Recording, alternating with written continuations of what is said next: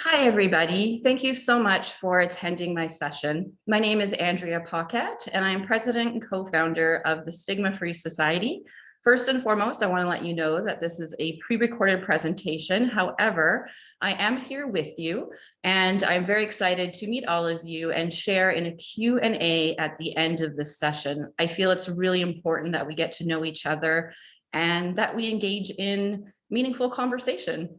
So it's always really hard to give an online presentation. We want to be so perfect. I already hit a couple of times starting over, but you know what? I've decided I'm going to be real. I'm going to give it my best. And I feel that's what any of us can do in these situations. So I really appreciate your understanding, and I am very excited to present to you here today. So let's get going with a PowerPoint presentation where I would like to take you through the day, through the session, and to explain exactly what I'm going to cover.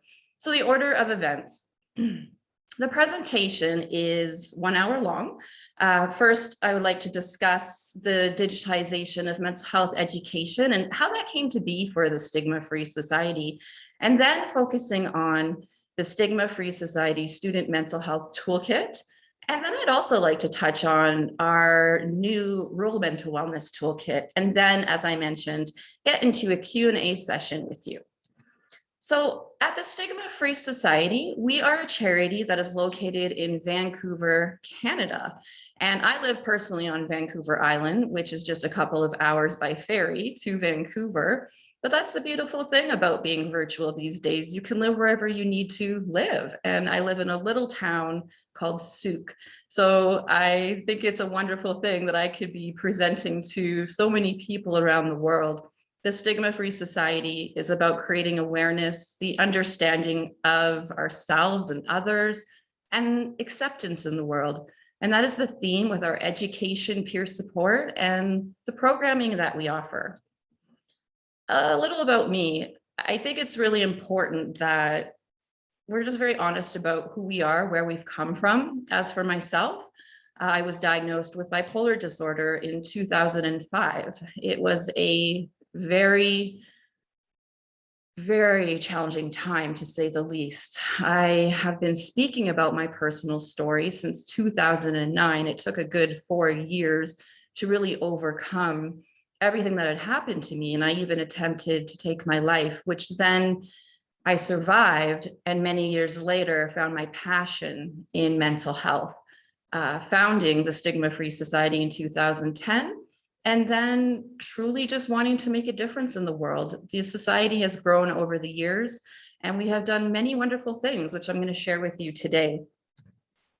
One of the things that I've been able to do with the Stigma-Free Society is present in schools. That's one of the biggest accomplishments that I feel I've personally been able to garner as an individual professional. This is definitely in the trenches with program and not just fundraising and things that an executive director or president would do, but this is my heart. I would present, and my presenters from my charity would present to like 500 students at a time in schools. And then things really changed. COVID-19 hit last year. It was around March 2020. We decided that we wanted to do something at the Stigma-Free Society that would be meaningful and be impactful. And this was the entry into digitization for our mental health programming. We created last year in 15 days, the Stigma-Free COVID-19 Youth Wellness Toolkit. This was about encouraging mental wellness education as a community, but doing it online virtually. This at the time was something that was very innovative, as we were able to get this program out very quickly. The COVID-19 Youth Wellness Toolkit then took us into further adventures. And one of them was creating the Student Mental Health Toolkit, which is one of our main programs. We no longer go into schools to give presentations and education around mental health and stigma, sharing personal story, and the importance of reaching out for help, but we're able to do it with virtual tools for teachers, school counselors, parents, guardians, and caregivers, and of course, for youth in grades 4 to 7 and 8 to 12 for us here at the Society. It's been an amazing journey because the kids in schools can still get mental health education. And little did we know that with the power of digitization, our society could reach national heights. We've been able to offer virtual presentations across Canada. We are even getting requests from the USA, which is very exciting. And the whole point is to bring the message loud and clear to young people that they are not alone and that it's really important that they learn about mental health and to know that having mental health struggles is totally okay and completely normal. I'm going to take you through a tour of the Student Mental Health Toolkit. And then I, as well, want to take you on a small tour virtually of the Rural Mental Wellness Toolkit, which is really focused for agricultural and remote communities and rural communities. This toolkit is relevant across North America. And I really feel that it will bring some benefit to the work that you do for yourselves, for your families, for the people you work with, and everyone in your life. So I will take you there, ruralmentalwellness.com, and that is the website. So with the Stigma-Free Society, truly what I'm here to do today is to share some knowledge about what we do, but also to provide tools that are online, that are virtual, that will help you in your work. That many people have said the toolkits have helped them reach people, their clients, provide them with tools at home, peer support training opportunities, and so much more. I can't wait to delve into the toolkits with you. So the first piece that I am going to go through is a brief tour of the Student Mental Health Toolkit. At studentmentalhealthtoolkit.com, as I mentioned, there is a portal for teachers, school counselors, parents, guardians, and caregivers, and youth on the left side, and then on the right side for teens. So I'm just going to take you into the youth main homepage. And when we're in there, you can see that there is not, people do not have full access to the toolkit unless you sign up for a membership, but it is free for people who are with verified organizations or any school. We just have to make sure that you have an email attached to your organization, and we're very happy to provide full access to this toolkit that provides so many resources that are helpful for young people. And you just simply do that here. And please always remember to provide feedback, as we truly want to know what we can improve, what we're doing well, and what else we can do. This is the welcome message that people can watch when they come to the toolkit. And I actually think right now would be a great opportunity to play the video for you. So I'm just going to bring this up. And the video is the welcome message for the Student Mental Health Toolkit. It is really just an introduction to simply say what the toolkit is about, and everything about the toolkit that I feel is really just an overview. So I'm just locating the video here, and let's have a watch.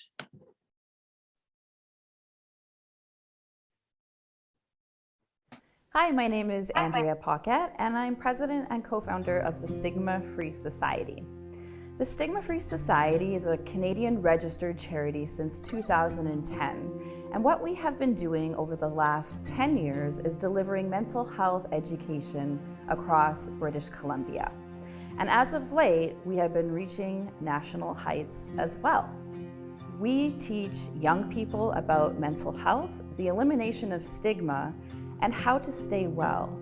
Our work is preventative education, so we get to young people in the schools before it becomes a crisis. The genesis of the Stigma-Free Society is very personal for me. When I was 25 years old, I was diagnosed with bipolar disorder, and it became my mission to ensure that people didn't suffer alone like I once did.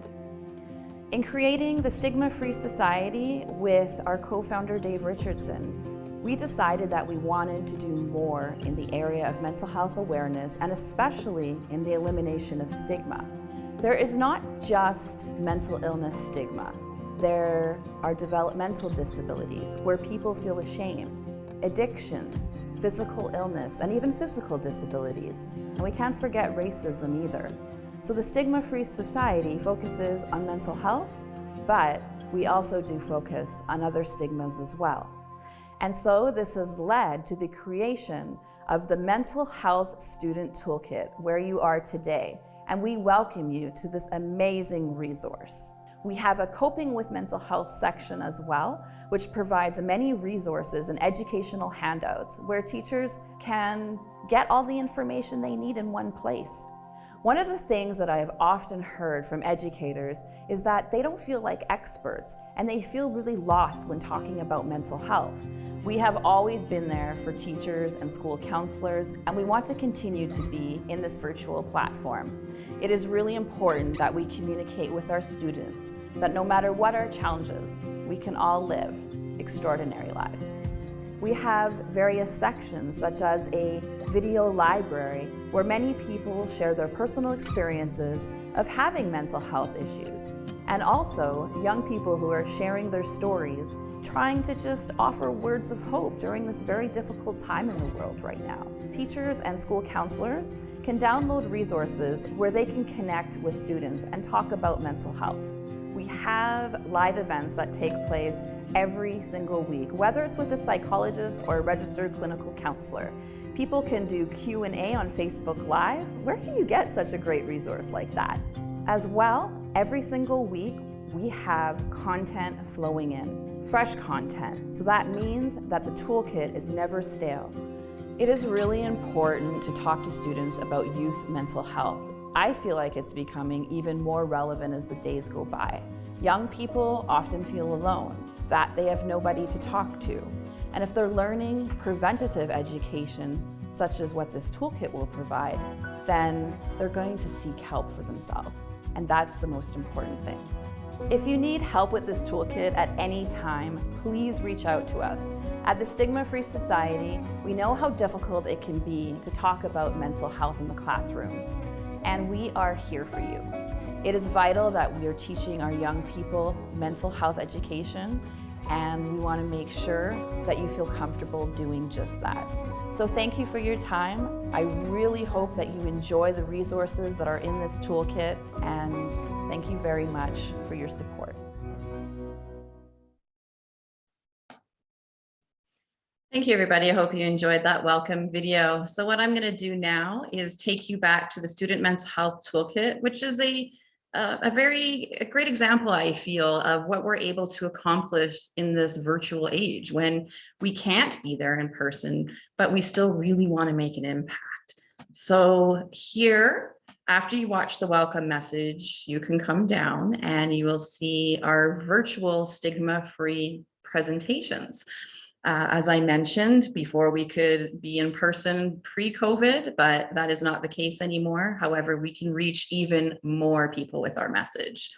As part of the Student Mental Health Toolkit, for those of you who are educators or know of educators, school counselors, etc., these downloadable resources and lesson plans are very useful to integrate the topic of mental health into the classroom, into curriculum, and to have resources to talk to young people about how they're feeling and just spark that conversation around mental health. As I mentioned in the video, we have the coping with mental health section, also a diversity/disability and inclusion section.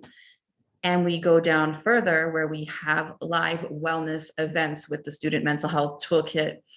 With these live wellness events, we have experts in the field of mental health, from a Surrey School District Principal to a registered clinical counselor, Nisha Kare, for instance, and many other people who are hosts who interview people and also offer their own opinions, feedback, and expertise when it comes to mental health in young people.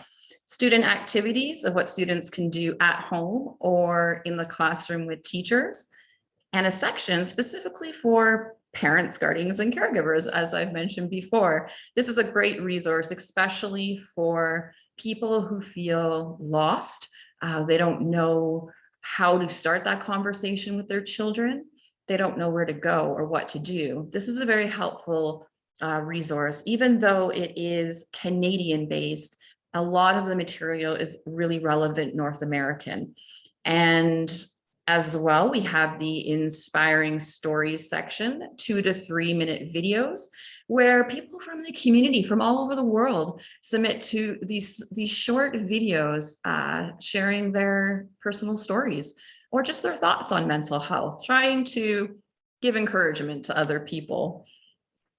Toolkit Video Library is the hub, truly, of every animation, every comic book, every video that you can find will be in this hub, so it doesn't get lost and you know where to go. Helping community resources. As I do want to mention, there is a revamp of the Student Mental Health Toolkit taking place right now to expand this section.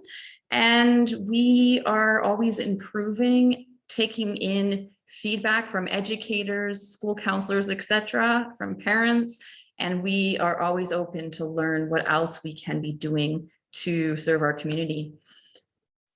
The toolkit is never stale, so featuring amazing content on this site every week. So we have new lesson plans all the time that are being posted to new downloadable resources, new stories, and just featuring special pieces on this website.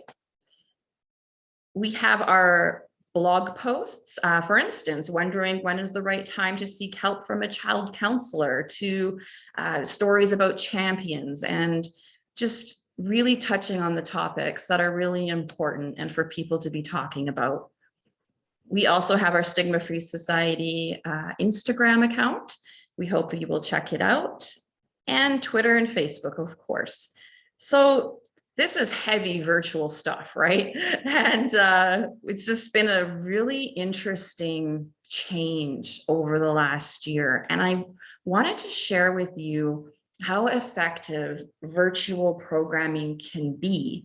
So what I mean by that is I got a question actually before this presentation, and I'll talk about it further as well, perhaps if it comes up at the Q&A at the end of the session. How do you make people engage when it comes to digital content? One of the biggest things that I have found is definitely video is one of the most engaging ways I feel to reach young people, especially. But also one of the things that the Stigma-Free Society really focuses on is personal story. And when you can really touch the heart of somebody with your personal story in a meaningful way, discussing a topic that relates to you or is very important to society, then I feel that is one really good way to create connection, because it is difficult sometimes to keep people's attention. So a variety of different genres. On the toolkit, for instance, we have, and I'll show you a few different things like comic books to animations, downloadable resources that are unique. So definitely. For our virtual stigma-free presentations program, I was going to take you into that section, but first and foremost, I would really love to share with you some of the amazing people that are a part of our program. And these people that I'm going to share with you are some of our presenters.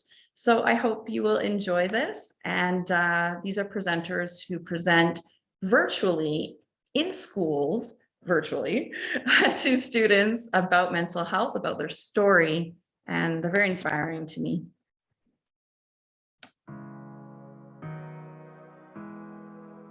Hi there, I'm Maddie, and I am very excited to be here today sharing my story with you.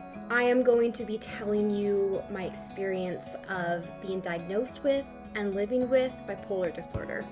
Hi, I'm Mac, I'm 23, my pronouns are he, him, and today I will be talking to you about my journey with gender and mental health. Hello everyone, I'm Nathan Lehrman, and I'm excited to present in front of you all awesome people today. My name is Temporary Parmara, and today I'll be sharing my story about body image and mental health. My name is Sarah Khan. and I'm aware of many hats. I am a librarian, journalist, blogger, actress, and curve model. Hi everyone, my name is Josh Duncan, and I'm so thankful to be speaking with all of you wonderful students today. Learning about mental health and mental illness and listening to other people's struggles is the first step to living a more stigma-free life. The beginning of 2014 is when my anxiety really started to manifest. I am transmasculine, which means my sex assigned at birth was female, but I didn't align with that. Truth is, I'm a person living with autism. What I just admitted to you all, I would have refused to say to my best friends last year because of my fear of revealing the label. Today, I'm going to be talking to you about attention deficit hyperactivity disorder, or ADHD. I became very cautious about my body image. What we see on social media, magazines, or TV is not real and it is impossible to achieve. I still have days where I feel that pressure to keep up and be perfect. But now I know that everyone's life goes at a different pace. No two people are the same, and instead of focusing on everyone else, I remind myself to take care of myself. I can let autism define me, or I can choose to define it. I want you to know that even if it may feel like you are all alone, you aren't. You can get through it, and you will find your people. Thank you. If you notice a friend acting differently at school, reach out to them and let them know that you're there to support them.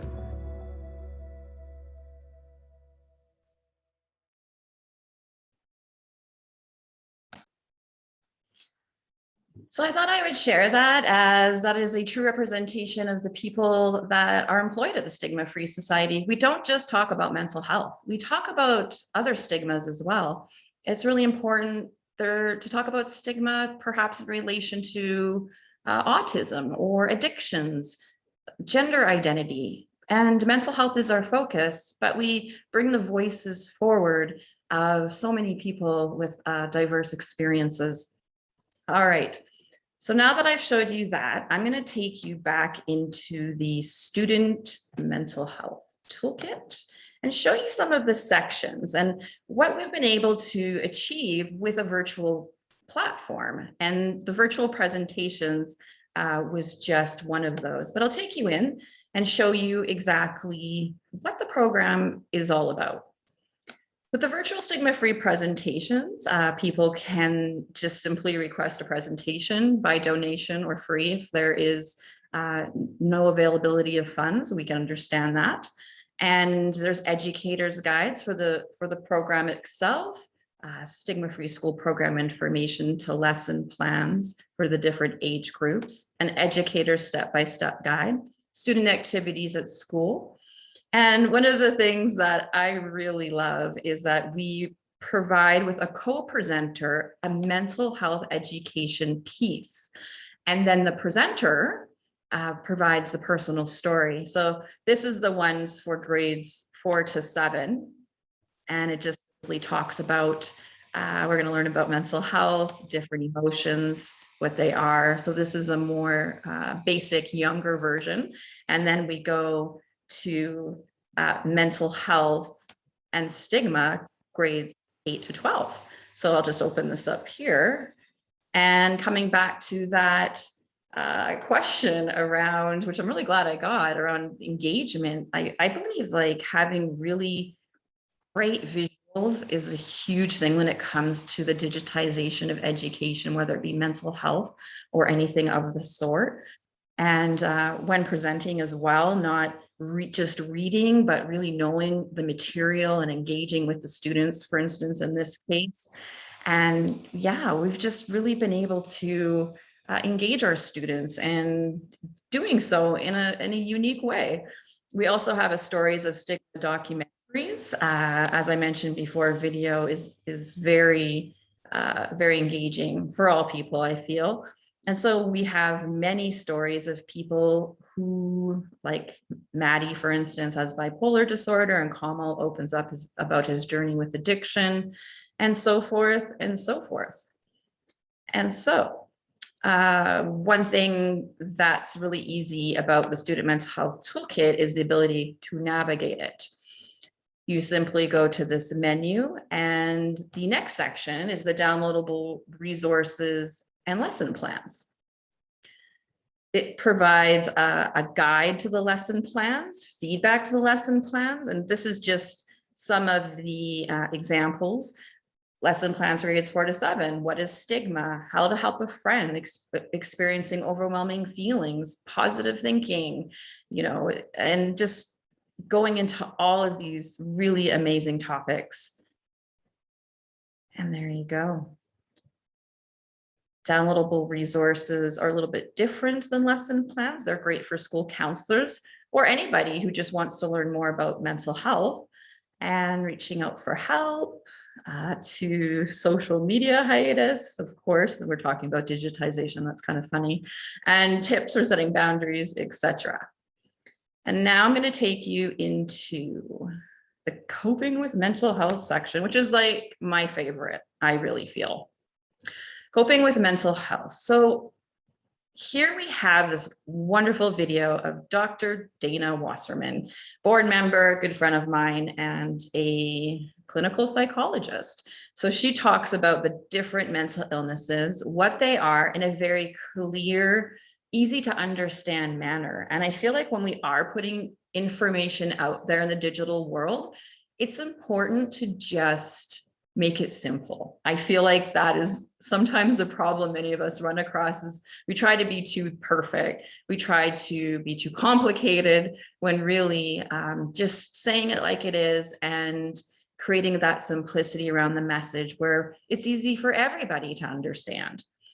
Here is a booklet around 10 tips for taking care of your mental health. Again, with visuals, engaging people. And yeah, I really absolutely love this booklet. I feel that it is special for it's bright, it's visual, and it gets people's attention and they want to read it. As well, in the virtual world and for our student mental health toolkit, tips for encouraging good mental health while attending high school or middle school. Animations are great. I've been able to find many animators quite wonderful. Putting voice acting over it, and it is really engaging to have these cartoons. And comic books, that's a very unique thing to have, I feel, virtually when you're working with young people with mental health. Young people they love comics, so we kind of took that theme of a young boy who is experiencing anxiety and his story and what he goes through, and then having a knowledge break and saying, okay, well, anxiety can feel like a lot of different things for different people, and so on and so forth. And so there's knowledge in there, but also the personal story. We have a distress quiz. This isn't about, telling people a diagnosis or anything like that. It is basically just to measure how you're doing. If you are feeling distressed, are you in a place where you should be reaching out for help? And this was created by Dr. Dana Wasserman again, and another board member of ours, Dr. Chris Richardson, who is a scientist at the University of British Columbia. So having that engaging content where people can actually take a quiz, they can engage with the content is really helpful. And do remember, there is a lot of really great video content and content out there in the virtual world that we shouldn't forget about. And we showcase some of these from other organizations because why duplicate, really? We all have our own resources, which is great, but let's partner with each other, collaborate, and highlight each other's work, which I feel is super important. Now I'm going to go into the diversibility, disability, and inclusion section. You may not be, I'm not too sure if you're familiar, some of you, with the term diversibility, but in the disability community, some people prefer to simply say, I have a diverse ability, because they like to focus in on what they can do rather than they can't. But then some people say, well, I have a disability. I actually own that term and I don't want to change it. So we thought we would include both. But in this section, we talk about diverse abilities, disabilities themselves, and inclusion, and what is inclusion. And again, with the comic book about diverse ability and inclusion, and Noah has a story to tell. talking about, personal story of having autism, and with knowledge breaks in that comic as well. An inclusion checklist, for instance. It's just really good to go through this with students or by yourself or parents, whoever. Do we use inclusive language? And then you open it up and it says, well, this means, and it goes into examples of inclusive language, perhaps when it comes to gender identity, etc. As well, assumptions about people before you getting to know them, to empower and lift up your peers. So there's some really great questions there. We also have conversation cards, and we have these cards on so many different areas of our website. We find they're a great place to start with young people, especially about just bringing up topics that sometimes can be difficult to talk about. Simply starting off with, so what does diversity mean, right? And what does inclusion mean? And why is it important, and so forth. And so with these conversation cards, we also have them in the coping with mental health section. What is mental health? And then just discussing other things about mental illness, mental health, and stigmas. One section I'm very happy to share with you that I really love, and I hope you will tune in at any time on our Facebook Live for the Stigma-Free Society. We have live free events every single week. I do ongoing appearances, not by myself, of course, but some of them do. But I have ongoing appearances interviewing people and getting experts on. And I would love for any of you to be on our Facebook Live show. So please do get in touch with me. We also have, as I mentioned, Dr. Daniel Toe, Nisha Kare, Samara. Samara is an educator. So we have these really wonderful people that are doing live events that go onto our YouTube, where they get housed and then streamed live on Facebook. If you are a specialist in mental health, if you have a story to share, if you know of somebody who you feel would be an interesting guest, then please do send them my way. Heading over to student activities, here we have youth activities at home, another animation. And then we go down further where there's an activity generator. So when students are at school or at home, they may get bored. So we want to say, okay, it's really good to keep active. And, if you want to do something, let's not be too digital about it. Maybe there's some other things we can do. So show me something to do at home. Challenge, phone five of your favorite people one day and have conversations, right? And talk, or find positive quotes on Pinterest and save them. Okay, that's digital, but it's positive, right? And then one more, make your own Play-Doh. I guess anybody would love to do that. I think I would. So yeah, there you go. And here's some more about downloadable resource for youth activities. You just download that. We have a take the mental health true or false quiz, and some very cute little interesting pieces down here. Mental health situation shifter. I'm sure some of you are familiar with cognitive behavioral therapy. So this talks about thinking errors, and you use this to talk to young people about certain situations that they may be going through, or just to learn about the activity here that talks about shifting your thinking from negative to positive, and not positive in a way of, butterflies and the way we can think, be positive, but more about, okay, what's another way to frame this? So that is really what cognitive behavioral therapy is about. For instance, we talk about things like getting grounded. When you get in a fight with your parent or guardian, what can that look like? There's that negative thought, right? But then, okay, the positive thought, every family fights sometimes. And then you have a test tomorrow, there's the negative. And so it goes on. And I feel it is a great booklet to help frame situations for young people. There are many other tools and things that I could take you through, but I feel I also want to take you through our other toolkit, and I have more videos to show you as well. I'm not going to go into the parent, guardians, and caregivers section, but I do have to say it is very useful. I quickly will take you into the inspiring story section. And here we have stories from everybody globally, really, mainly North America. And here are all people sharing their personal stories. And as for the parents, guardians, caregivers section of the Student Mental Health Toolkit, I'm going to take you next to the Rural Mental Wellness Toolkit, where there's a family section there. And I feel like that one would really be the one to highlight. Okay, so, all right. So now I'm going to take you to our next program, which is focused for agricultural, the rural remote communities. And we created this because of an inspiration of our co-founder.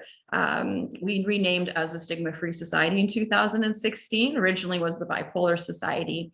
And when I renamed, I met a wonderful individual named Dave Richardson, and he grew up on a farm in Manitoba, and he felt it was extremely important to bring mental health education support in whichever way that we can to the rural, remote, and agricultural communities. So I'm going to share with you that toolkit, which is a very unique toolkit and virtual offering, and it has some really great takeaways with it.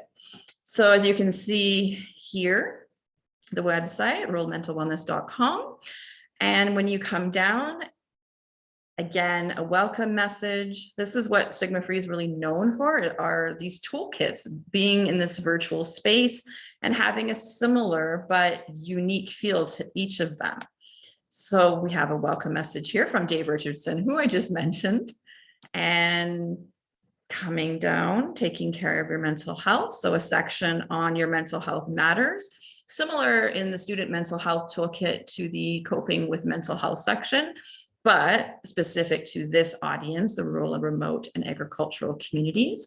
Inspiring stories. I do want to come into this section because we have quite a number of people from America, actually, which is really great. So Dave Richardson has his story, and then we have Anna from Nebraska, Jamie from New Mexico, and these people are all farmers. So this is quite a new territory for us, to be completely honest, but the amount that we've been able to learn and to engage experts in this area and to partner with people and engage people in their personal stories, because what better place to learn from from the people themselves. And Rachel's lovely from Montana, and Jason Meadows, very well known. He is from Missouri. So if you have a watch here, you can really learn about people who live in these communities. And I am actually going to share one with you as an example, because one of the best ways to engage people in your digital realm is to make them a part of it. And to do that in a way that's fun. And we got this wonderful inspirational video from Keslin, and I just want to share it with you. Hi, my name is Keslin Willard, and I am from Brookings, South Dakota, where I live on a farm of primarily Meninju-influenced beef cattle. Right now, though, I'm at my home away from home in St. Paul, Minnesota at the University of Minnesota Twin Cities, where I study as a full-time student agricultural communication and marketing, as well as animal science with an industry specialization. I am just like you.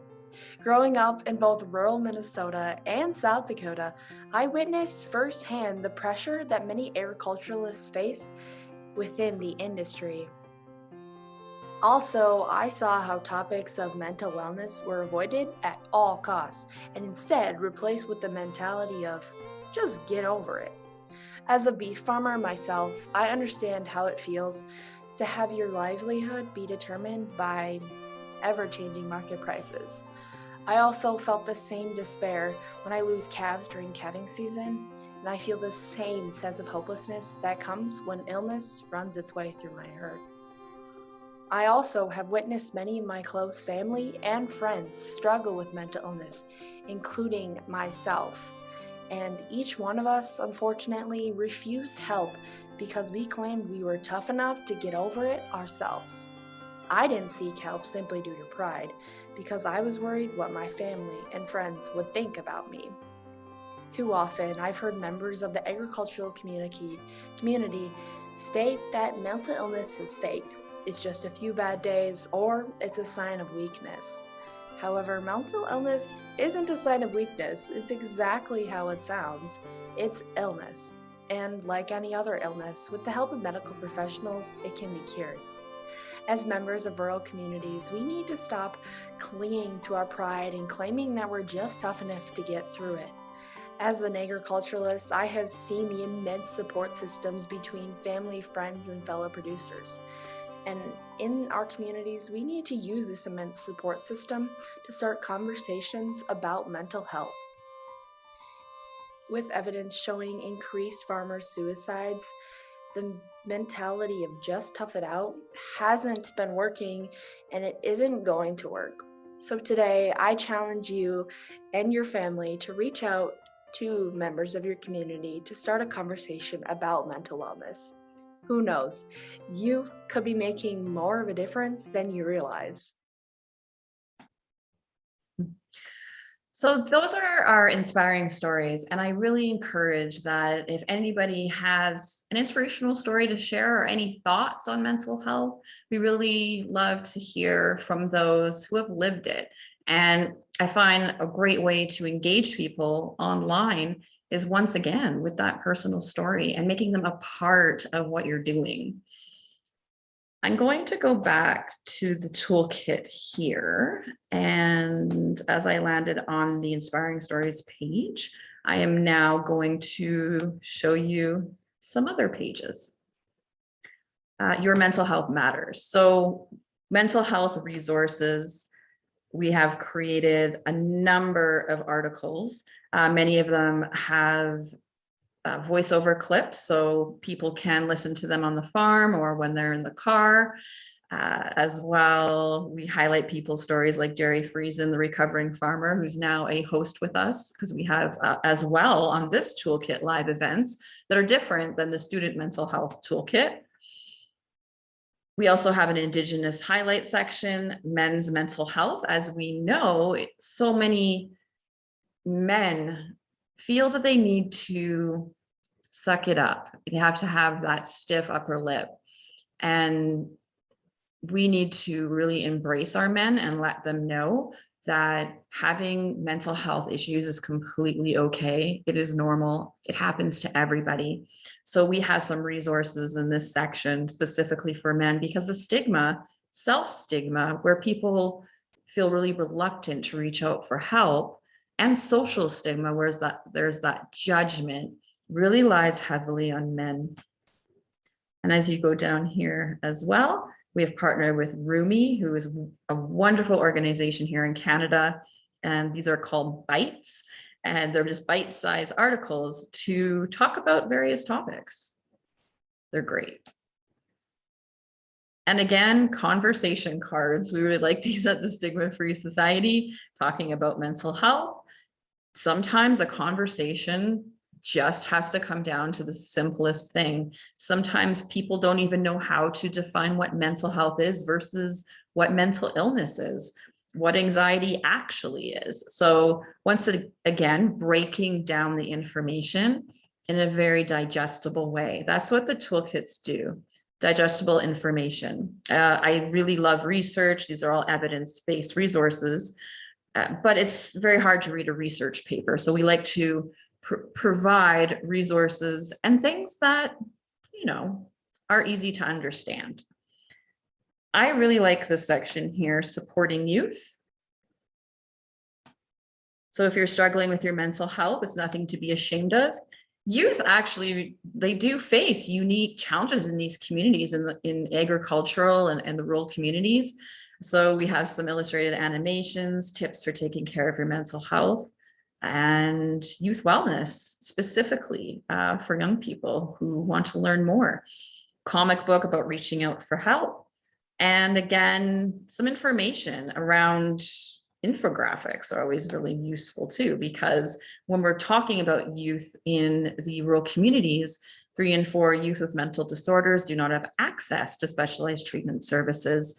Compared to urban areas, these youth, 4 to 6 times more likely to die by suicide. So it's important to be talking about mental health with everyone, and we just see a real special need in these communities. It's hard to get access to resources, so we feel, okay, if we can provide a toolkit that people can use at home, then it really starts at home, doesn't it? The conversations around mental health, supporting each other. And this particular area is about seniors and supporting one another, supporting the loved one in our life who is a senior. We've created all of these wonderful resources. And going down here, having the voiceovers as well for the articles, infographics, again, practicing gratitude for seniors, a downloadable printable version. Everything is downloadable and printable, journal prompts for seniors, and just an area where, say, if somebody has a senior who is struggling with their mental health, things that they can do with them or ways that they can reach out. And of course, family wellness, really relevant for this conference, of course. Members of the family are usually the first people we lean on for support. This says, before we can help others, we have to take care of ourselves. And here you will find a family animated illustration about how we can support each other. Here in Canada, we also have a really great partner called Kelty Mental Health. And they have a podcast for parents, guardians, and caregivers. And we have more conversation cards here, and as well family cards, specifically parents cards, and more. One of the things that I was really excited to share with you today is about Robin Priest Live Your Truth. They have this section here with workbooks for families and such, but what we're offering right now is peer support training. It's open to anyone in Canada at this point who live in rural communities. So farming communities, the rural communities, and the peer support training is offered by Robin Priest Live Your Truth. And Robin Priest Live Your Truth is in Winnipeg and is an amazing, reputable, world-renowned organization for peer support training. We have some funding, and it's really wonderful because we're able to offer this by donation or free if people cannot afford it. It's 2 days, 2 full days. And usually training is $375 each. Like, that's how much it does cost, but we've been able to get some funding to support people in these communities, because you don't have to have a mental illness to get this training. You simply have to have shared lived experience. It's about supporting each other. And peer support workers are those who have lived experience with mental health challenges or have a family member who does. So it's very, there's some flexibility there. And I was just going to show you the core of the toolkit as I'm finishing off here. People can register, it comes right up, and give you a quick scan as I close off here for Q&A. So inspiring stories, supporting youth, caring for seniors, family wellness, life and work well-being, peer support, help and community resources. We have a Texas chapter and live wellness events. If you have expertise in mental health in the rural communities, you feel you have something to share, please definitely get in touch with me. We would love to interview you as well and engage you. I do many of the interviews, and as I mentioned before, Jerry Friesen, who is a recovering farmer, as he calls himself, is very well known in Canada for sharing his personal story. And these are all people who we've been able to interview, farmers across Canada and many in the United States as well. So thank you very, very much for attending my session and choosing my session. I'm very grateful. It does mean a lot. I am now going to close off the recording. I'm going to open up the floor for Q&A. I feel, if you don't feel comfortable voicing your question, feel free to put in the Zoom chat, not the conference app, but in the Zoom chat so I can see it. And yeah, it would be really amazing to engage with you today. So thank you very much. And let's enjoy the rest of the session. Thanks.